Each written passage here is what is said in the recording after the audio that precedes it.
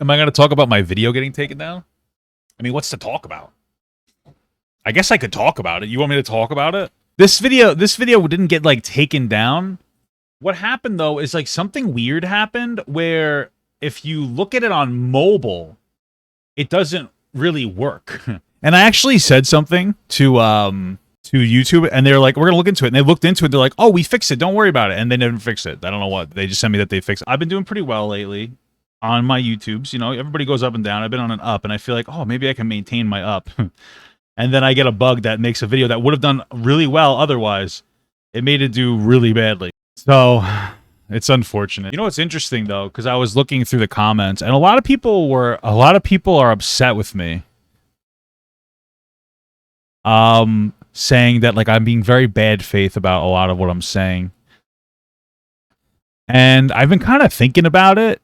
They're like, you have a really bad faith interpretation of Ethan, and you have a bad faith interpretation of Hasan. And part of that is going to be because people are just always going to like Ethan and Hasan unconditionally and unintelligently. Some people. But there might be a truth to it. So I've been kind of exploring, like, well, do I have a bad faith interpretation of Hasan and Ethan? And I think the answer is probably a little bit. Probably a little bit. And I think that like the people who don't like Hasan and Ethan are okay with it because they understand where I'm coming from, and obviously the people who do like them are like, this is stupid. So I was sitting down and I was showering. Well, I wasn't sitting down. I stand up when I shower. I'm not that obese. I can stand up and shower. And I was like, let me explore the idea of me being biased towards Ethan and Hasan individually. And I actually, because this is what I do. This is what I do. I like when people say, I'm like, okay, let me consider the idea. And I play like devil's advocate to my own perspective. I sit down and I'm like, okay, and I go back and forth. That's how I usually like engage with topics. I just like I have a contrarian perspective of my own perspective in my head, and I'm like, no, this is wrong, and I just disagree with everything I say. So, have I talked to Mama Gut about it? She doesn't really like either of them because she thinks they're kind of assholes, to be honest with you. So we'll start with Hasan. And the reason that let's start with Hasan. Okay, so I think that the reason that I have a less than stellar interpretation of Hasan is because Hasan started with having a less than stellar interpretation of me. That doesn't mean that it's okay for me to have a bad faith interpretation. I try my best to not have that. I think I do better than other people. But it started with when I've made videos about Hasan before he even knew who I was, but a lot of them were like the first video I think I've ever made about Hasan was I disagree with his universal basic income take. I like UBI a lot, he doesn't. The second thing I did is I disagree with his defund the police take. And I was like, I'm more of a reform the police person. Then time went on, and then I think one of the things I disagree with was like the Twitch partnership thing in like a weird way. Like I don't care that he has money, but the bigger issue that I had was like, oh, it's kind of hypocritical that you talk about how bad Amazon is, and then you align yourself with Amazon as much as possible by taking an exclusivity contract with Twitch, which is a subsidiary of Amazon. And then you have to work a certain number of hours a day or per week or whatever. And then you use that to justify stealing people's content, which it seems like he stopped doing. Right? But that was like the criticism at the time, right? Think about it, like he was like just watching videos, getting up, walking away. He wasn't doing it for every reaction, but there are times where he's just sitting there doing nothing. And like I get like I'm a reaction streamer or whatever, so like, but it wasn't that. It was he would just leave it on and walk away. So like, you know what I mean? So I think that these are reasonable criticisms. And then Hasan's like, oh, he's just a fat hate. The fat thing was funny actually. He's just like, oh, he's a hate farmer, blah blah blah. And so that's when I started to have like I think a bad interpretation of Hasan. But I still hold true to what I said about the Gideon thing, because I think it was really shitty that almost the first thing that he did when he watched Gideon's video, where Gideon was just trying to like go to the most racist town in America, was he said that he was whitewashing it. And like I just want you to understand like what whitewashing is. I can't spell apparently. I have fat fingers. I mean, unless he didn't mean it in a racial context, but I feel like it's too convenient. A derogatory term to use to describe a minority who assimilated with Western society. The whitewashed person does not necessarily abandon his or own culture. Basically, he was saying that he's just making the content for like white people, which kind of bothered me because that's just like invalidating Gideon. I'll also say that, like, not for nothing, but there's something. There's a large contingent of black content creators on YouTube that feel that Ethan and Hasan engage in some form of like progressive or liberal racism. And I've never seen any of them engage in a conversation with them about it to try to suss that out. And like, because it could just be a matter of, life experience having a different interpretation of different events. You know what I mean?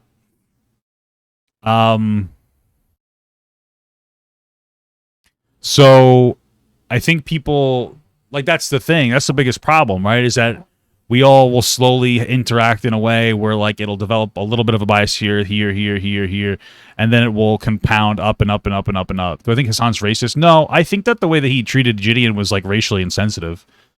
So I would consider the way he treated Gideon the kind of racist. I wouldn't say that he is a racist. But again, like, wouldn't you want to explore that and like talk to like I think Ab is like the greatest person to talk to, you know. And I'm not saying every black person agrees with like with like a lot of people that agree with Ab and Preach, but I'm just saying that like there's a large amount of people like, hey, we feel like this is like racist, so why not engage? Because I wouldn't want to feel that way, you know.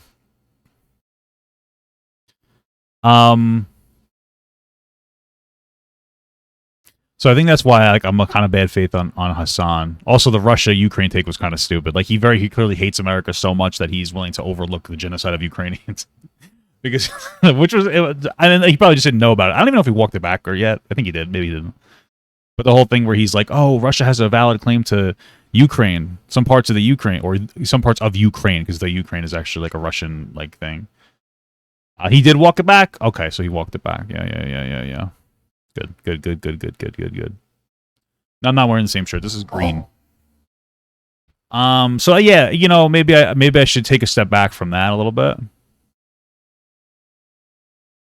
I guess that's what I'm doing now, is like reevaluating my shit.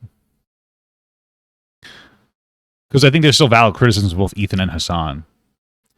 For Ethan, I think the bad faith criticisms, well, I don't know. They both react to criticism so poorly, it makes me kind of not like them.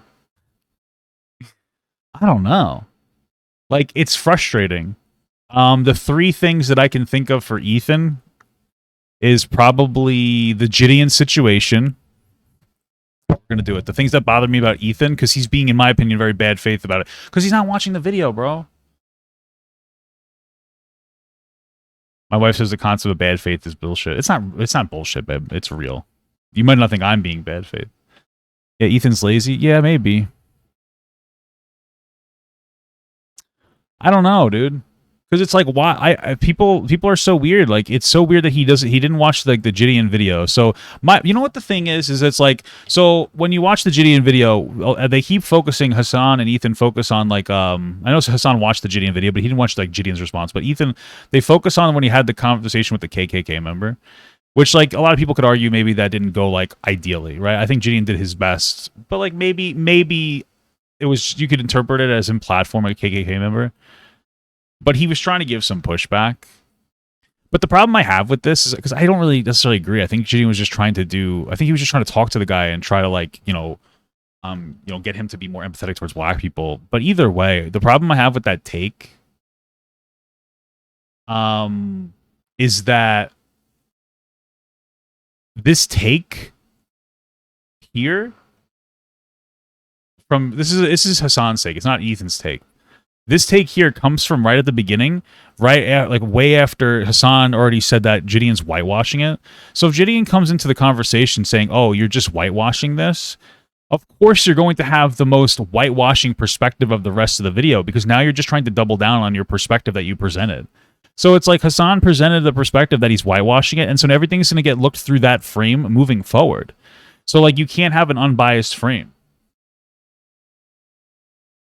You know what I mean? Does that make sense? And that's the part that bothers me. Like, they're not having like they're not like, yeah, you know what? I understand what Gideon did, but like, Like if their perspective was, hey, I understand what Gideon was trying to do here, but maybe it didn't go that well. Okay, that's fair, but that's not what it was. It was just like screaming and like, you're just platforming KKK members. And then later, when Gideon said like, hey, I felt like the KKK guy treated me with more respect than you did, Hasan. Hasan's like, oh, you're basically dumb. But I think that's probably because Hasan doesn't like Gideon. I know he was buddy-buddy with him at the Twitch thing, but I think Hasan doesn't really like Gideon very much. So that's where I'm coming from with that shit. You know? So for Ethan, my problem is he doesn't research it before anything else, and he rides Hasan's perspective, and I think that that's not a good idea because you're not trying to be like impartial. Is that the right word? Or unbiased. You're just kind of like, oh, Hasan said it, so I'm going to kind of go with it too. And like Hasan can make you like he has reasonable points, but I don't think that it's all like solid. You know what I mean? Like I think it comes from like all this like this bullshit bias here. Another thing that bothered me, I think that fucking the fresh and fit take really bothered me a lot because that shit was just dumb as fuck. Because Ethan basically leveraged a fake sexual assault accusation against Fit. I don't like fresh or fit, but Ethan's doing the same thing he did with Trisha. That's actually a good point because he overvalidated a lot of what Trisha was saying. So he actually has a history of doing that kind of stuff. But that whole fresh and fit thing bothered the fuck out of me. And it's annoying because every time we talk about it, it's like you can't even go in depth into it. I mean, at best, like your best argument is it's a conversation to have about like the dangers of hookup culture because it's difficult to ascertain like absolute explicit consent because you don't really know the person very well. But like based on the signs that she was giving off, like she was like into it. That would be his reasonable assumption, even if she was like, oh, this is making me uncomfortable. Which is probably what happened, right? Because we have the whole thing like she got drunk, she asked to get picked up at 5 a.m. They went back to his place, right? So she was at the club. This is the basic story. The basic story starts with like okay, so the basic story is like, oh, they starts with them talking, and she says that like she wasn't really trying to flirt with him, but then Fresh just like it shows text messages that suggest otherwise, so that kind of hurts her framing, which makes her like not look as good. But if we start with the whole thing, like they were kind of like flirting back and forth a little bit, even if her interpretation. So okay, let's do it like this. We're gonna do Fit, and then we're gonna do the girl. So like their interaction starts with like they start flirting. From his perspective, it's flirting, but from her perspective, this is what she says. I don't know if I believe it, but her perspective is that like she was just trying to talk to him more, to push him on his bad takes. I don't know if that's true, but let's just be charitable. Then we kind of jump forward after the whole flirting game to the club scene. So this is like the first interaction. Then like the club scene, they go into the whole thing. So she gets out at 5 p.m. It's 5 a.m. at this point, like the 5 a.m. club. So he's like, oh, she's down to fuck, which makes sense. Like, why the fuck else would you want to go there? Which, by the way, she's just saying that she wanted to hang out more, to talk more. I don't know if I believe that. It's a little bit hard to believe. Then they get inside, and like they have an instance where the kissing incident. So for Fit, this is like, oh, you know, carry over. He thinks she's down to fuck. For her, she feels like he kind of jumped on her. And even if she was there to fuck around, that might have been like a little abrupt, so it might have made her uncomfortable. So like he's like, yeah, like, but she might have felt a little uncomfortable by that, which is fair. But then he's like, oh, wash your breath. It stinks. So get some mouthwash. So that just reaffirms, after she does get the mouthwash, that just reaffirms him like, oh, well, you're doing mouthwash. Now you want more of it. Maybe she just did it because she felt uncomfortable, but right. Then after the mouthwash thing, they like hang out on the bed. And like he makes a move. And she says he pounces on him. But he was probably just like, oh, this seems like consensual because of all the other things that were going on here. But it might have made her uncomfortable. It might have been too abrupt and a little bit too aggressive. And maybe she just felt uncomfortable. But then after that, he pulled up her shirt and made fun of her. He basically body shamed her, which is like really shitty, bro. You don't have to fuck somebody if you think that their tits look weird. But like, imagine somebody like started having sex with you. And they looked at your wiener and they're like, ew, it's so small. Like, that would be shitty. There's a better way to like disengage from it. So then they like made out because he made that shit, which was like rude. He was just being an asshole, like an immature asshole. And I think that that's really shitty what he did. So he was thought that was funny. And then she probably got upset. And then he did stop. He did stop though, right? So like, and then she wanted to go home. And this is one of those things that like kind of doesn't reinforce the narrative, because he basically said, "No, fuck you," and then she's like, "Fuck you back," basically. But like, if you're comfortable around him, you probably wouldn't want him to drive you home. But I think that this is a reasonable interpretation of this event, is that like it's a conversation to have about hookup culture and about how you should, like, it's shit because you can't really explore your boundaries very well. You can't really explore your, oh, these are really bad. And so I think that was the best interpretation of that. And then instead Ethan was like, "Oh, that sounds like you were SA'd." And I don't think that she felt that way. And then she even said, "I don't feel that way." And a lot of the problem I had with this is that Ethan was asking a lot of leading questions. He wasn't asking, "How did you feel?" He was like, "Did you feel unsafe?" I know that's not like a huge difference between those two, but it kind of is a huge difference between those two, because like you're asking for, like, that's a leading question. You're asking somebody an answer. You're trying to get them to say something. "Oh, did you feel uncomfortable?" Or you could say no, but like you're looking for a yes. Or it's like, "How did you feel?" "Oh, I felt a little uncomfortable." You know what I mean? That gives her the ability to explore. Instead of thinking, "Wait, which of those two is the answer?" Now she's thinking, "Okay, what was the answer? Like, what's her answer?" And this is like a conversation about the problems with like hookup culture. And then like, yeah, there's a dynamic because he's older than her too. But he didn't sexually assault her. It's just like, this is like a conversation about establishing boundaries and creating a comfortable environment for somebody to say no. And that, like, I just kind of think Ethan engaged in that really shittily, and it caused a lot of young men, I think, to disengage from, or could have caused young men to be like, "Oh, look, another fake rape story. Like, I don't care about this anymore." You know what I mean? Like, that's what I'm worried about. I'm not saying that did happen, but that's like always a concern. I think that's a big, like, a reasonable concern to have. But then in the follow up, Fresh and Fit like responded, and to it, and then like a 6-hour live, and I watched it because like you should be, if you're doing commentary content, you should be watching people's commentary. Yeah, and if you were sexually assaulted, you don't think Easton should be putting the words in her mouth. That's actually a really good point too. That gets into a whole conversation about the way people will interact with information from a large amount of people. Because like you could potentially, and I'm not saying Ethan did do this, but you could potentially almost gaslight somebody into thinking they have a trauma if you're not careful. So, like, that's one of those things. You have to be really careful the way that you interact with this stuff. Because, like, you could be putting ideas into her head, especially if you have a large audience that will just affirm what you're saying. All of a sudden, she just keeps like, oh, everybody's telling me that I was assaulted. So, it's a really big thing, man. It's like that sphere that can almost gaslight you into thinking that you were. And I don't think anybody reasonable thinks that she was sexually assaulted. But I do think, I think that there was a conversation happened, like better boundary establishment. Yeah, he kept saying that she was just a child as well. Yeah, see, that's like a lot of... See, that's the thing. Is like people give me shit for bad faith on Ethan, but Ethan is super bad faith on like everybody he doesn't like.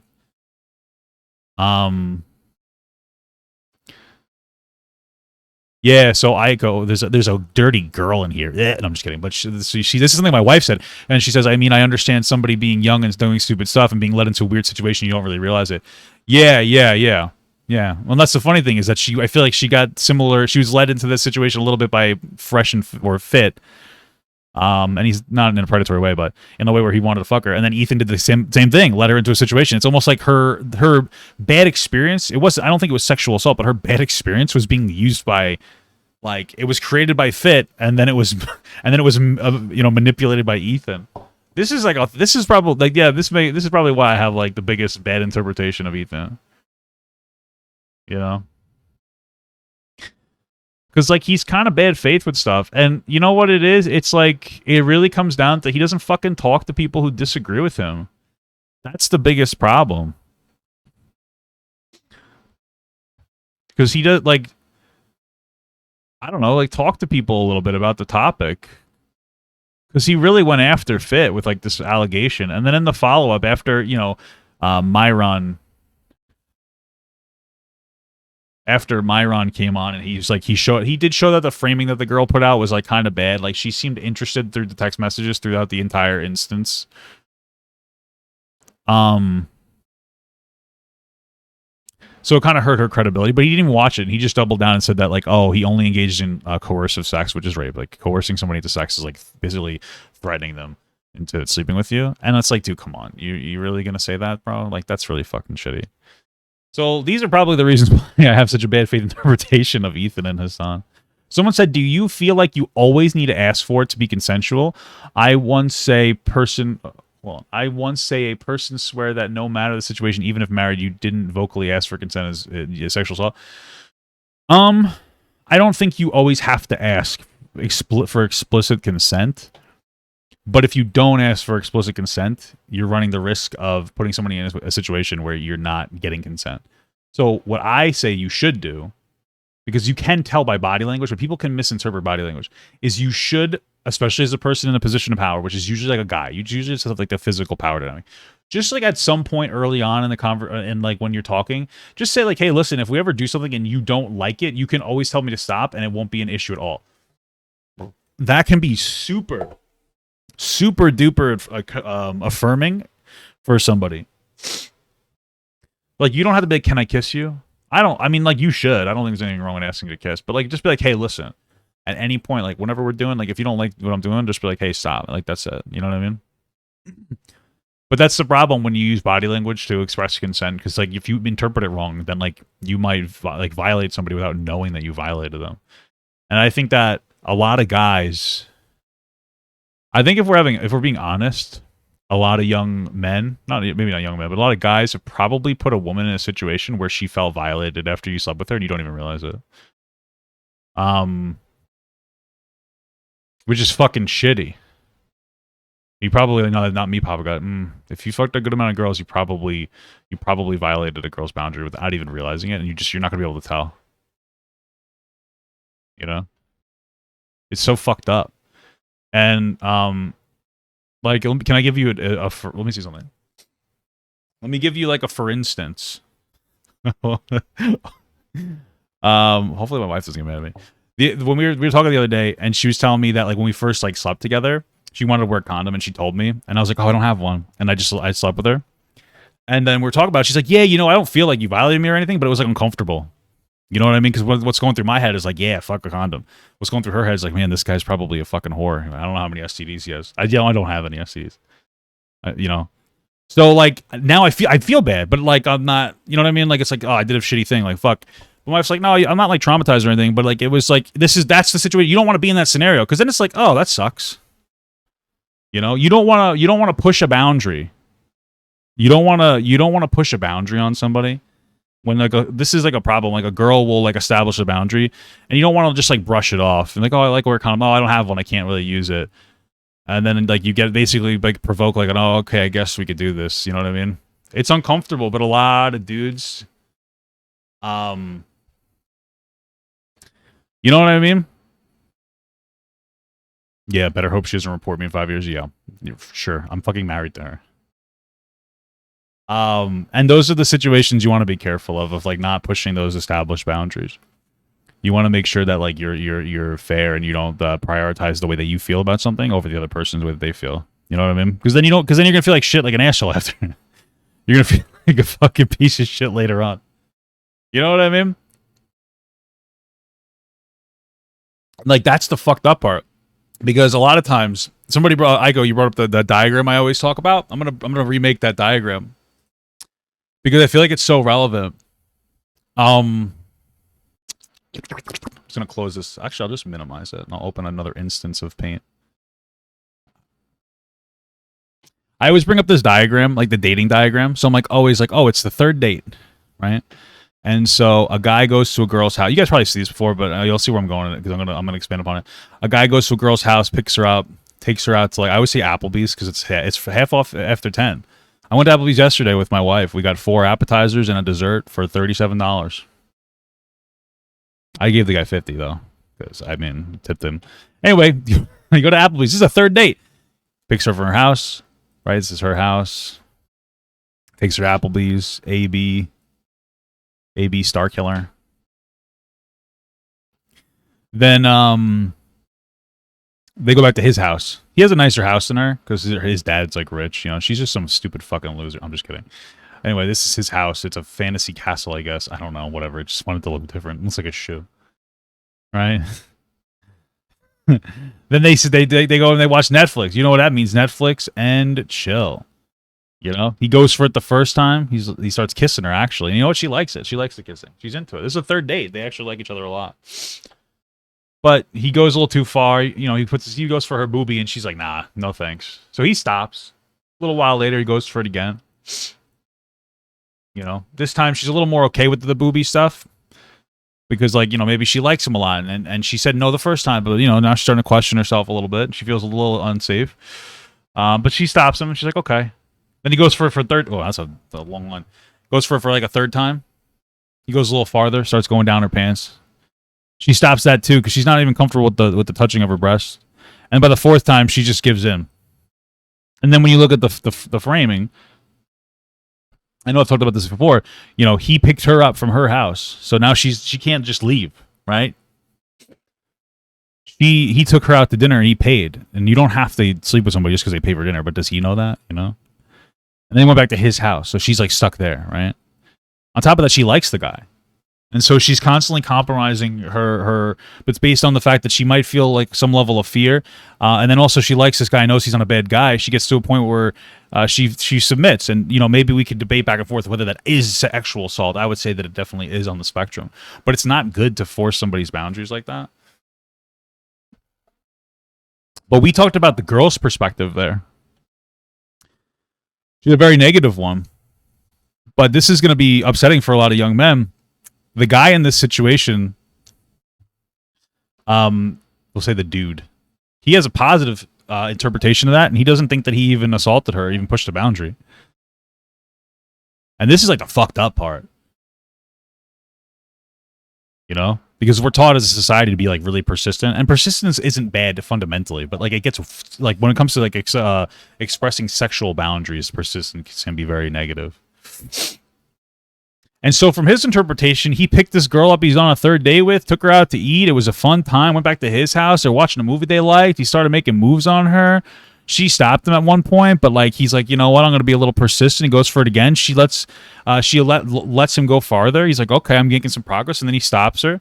She stops him. And then he goes for it again, and it goes even farther. And to him, he's going well. He's doing a good thing here. He thinks he's doing a good thing. And then all of a sudden you have an interaction where like the girl feels violated, and the guy feels like he did what he was supposed to do. And and then the girl knows he doesn't know that he did a bad thing. And it's a lot of these instances. And then what happens here? Boom. Like she factors that in and to rationalize why it wasn't that bad. And that'll fuck you up if you hear something like that. Right? So at the end of the day, man, I think this is one of those really fucked up situations when it comes to like the nuances of sexual assault. And like, you know, this is it could possibly be similar to the way that girl felt, you know? Would I consider that guy a bad person, especially if it's unintentional? Also curious, would you consider a rapist more forgivable than a murderer? Bro, this is such, like, you're asking me like an impossible question. Like, at the end of the day, I don't think that this guy had any bad intentions and he did a really bad thing. This is the part that's like really uncomfortable to talk about. Is like, is there a path of redemption from this? And I think that you can do this really bad thing without intentionally knowing you're doing it. I think you can change, but we can only change if we have conversations about this. You know, but like the point isn't forgiveness. You know, that's really about like the we'll say survivor of the situation, the victim or the survivor. You know, but like more importantly, it's like, how do we prevent this? You know what I mean? And I think that's like by creating a situation where you can establish like a pathway to either like express consent or making the other person feel comfortable and not feeling like they have to engage with you. You know. You know, I know what you're saying. Someone said that's the dance, though. Sometimes there's some girls who said that you should have pushed further. I know what you're saying, but like that's a really weird, uncomfortable. Like most girls, when they tell you to stop, mean you should stop. You know what I mean? What's the language you can use when at some point in a date? If you feel like it's getting to a point where you might be able to have sex with a person, you could just say like, hey, if we're doing something tonight and you don't like it, like you could just tell me to like stop and I'm totally fine with that. And that won't make like me upset at all. Or you can say something along the lines of you can actually ask if you can kiss somebody. You can like say occasionally, is this okay? You don't have to like, is this okay? Is this okay? Like that's gonna get annoying and overbearing. But like if you like you could ask like you can kiss a girl and say, was that okay? Like you can kiss her and then say, was that okay? Or you can ask her to kiss her. You can like start feeling her up, and you know if she's not physically stopping you, you can be like, is this okay? A girl's not gonna like fucking dry up because you ask a one question and to check in on how she's doing. Like I know a lot of like these high value men are like, yeah, no, you can't do that. They're fucking idiots. They're fucking like you can ask. She's not gonna fucking dry up and leave. If she does, she's weird. But you can ask a girl how she's doing. Just don't ask like 15 times a second. But you can ask like throughout the phases. You know what I mean? You know, if you kiss a girl and you're like, was this okay? And she's like, no. Be like, oh, sorry. You know, you misread a sign. And you might be like, well, then you kiss her without her consent. Sure, but like kissing a girl without her consent is better than fingering her without her consent. You know what I mean? You know, so don't just make these assumptions. Yeah, no, I think that porn has like a negative impact on the way that people like interpret sexual interactions. Where a lot of young people are educating themselves on porn now. And so that's really unfortunate. Because I think it sets up like a bad standard because it's very aggressive. And yeah, my wife says this: you're turned off by somebody asking for consent, grow up. That's true. Like if you are turned off by that, you're a fucking weirdo. Hey, Papa, are you okay? Yeah, don't ask me that every 5 seconds. Are you wondering why I say survivor instead of victim? It's supposed to be like a more. It's like a more.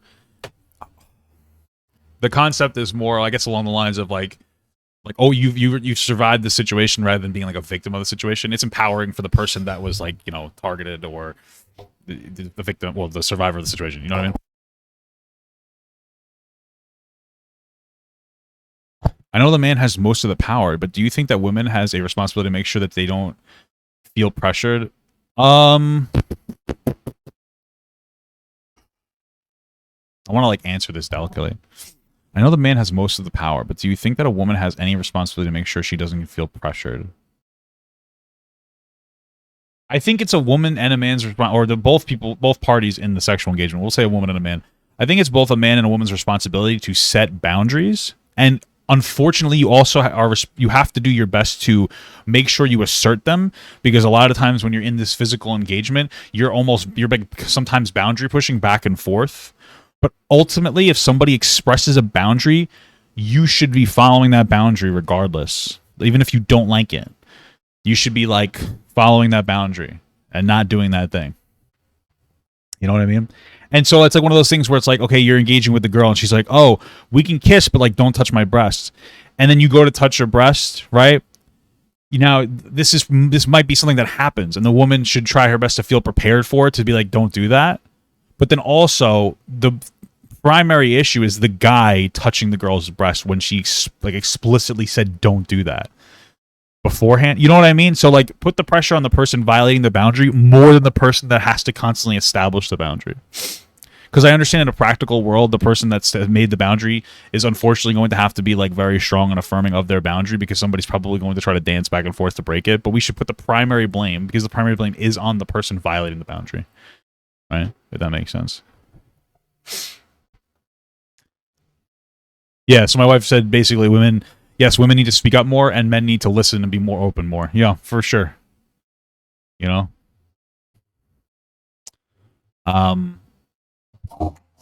You know? You know? You know, you know, you know, you know. So it's a lot of this is very complicated, and I know we went off onto a tangent, but I think this. So basically, after we started talking about why I have a bias against Ethan and Hasan, and trying to like talk about it out loud to reduce the bias against these two. This is kind of why I'm frustrated with Ethan, because like this is a very delicate, nuanced conversation. I know we went off onto like a tangent, and it feels like in that instance he kind of fucked it up. In the instance of the Gideon thing, I feel like he was bad faithing Gideon. You know, and it seems like sometimes he seems to be a bit bad faith at different interactions. You know what I mean? So, but obviously my goal as a content creator is to try to be not as least as oh my god, to try not to be biased about anybody or anything. Yeah, when I said in the beginning when I was thinking about Ethan and Hasan in the shower, yeah, that's what I was referring to. Thank you. Thank you so much for watching, guys, and another special shout out to all my Patreon and Twitch subs. If you'd like to support this channel further than you already have by just watching the video alone, go down to the links below where you can sub on my Patreon, which will allow you to get your name on this beautiful black wall. Or you can go to the Twitch page and you can actually use a free Amazon Prime sub, if you have Amazon Prime, to subscribe. Thank you very much, guys. Take care.